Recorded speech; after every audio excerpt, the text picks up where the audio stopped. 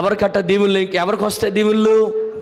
ఒకటి, నెంబర్ 1, మాట విన్నప్పుడు దీవెన వస్తుంది. రెండవదిగా మందిరాన్ని వచ్చినప్పుడు దీవెన. మూడో మాట ఏంటో తెలుసండి, నమ్మకమైన వానికి. ఈరోజు నువ్వు ఏ పనిలో ఉన్నా ఆ పనిలో నువ్వు ఎలా ఉండాలో తెలుసా? నమ్మకంగా పనిచేయాలి.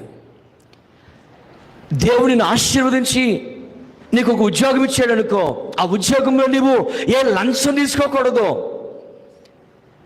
ఏ లంచానికి నువ్వు అలవాటు పడకూడదు, ఏ మోసం నువ్వు చేయకూడదు, ఇతరులు ఎవరిని నువ్వు బాధపెట్టకూడదు.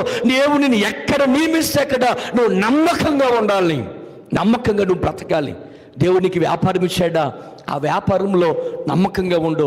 ఉద్యోగం ఇచ్చాడా, నమ్మకంగా ఉండు. నువ్వు ఏ పనిలో ఉన్నా నమ్మకంగా ఉండు.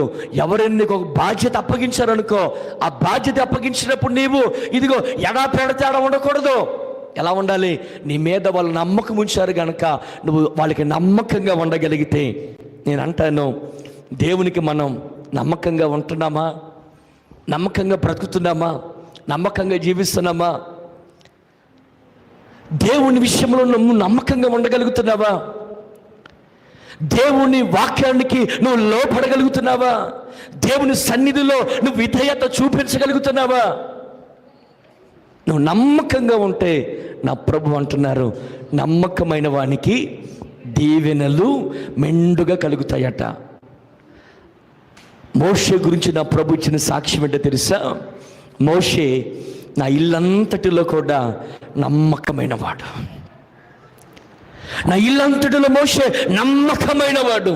ఈరోజు మోషే గురించి ఇచ్చిన సాక్ష్యం ఈరోజు దేవుడు మన గురించి కూడా అనుగ్రహించును గాక.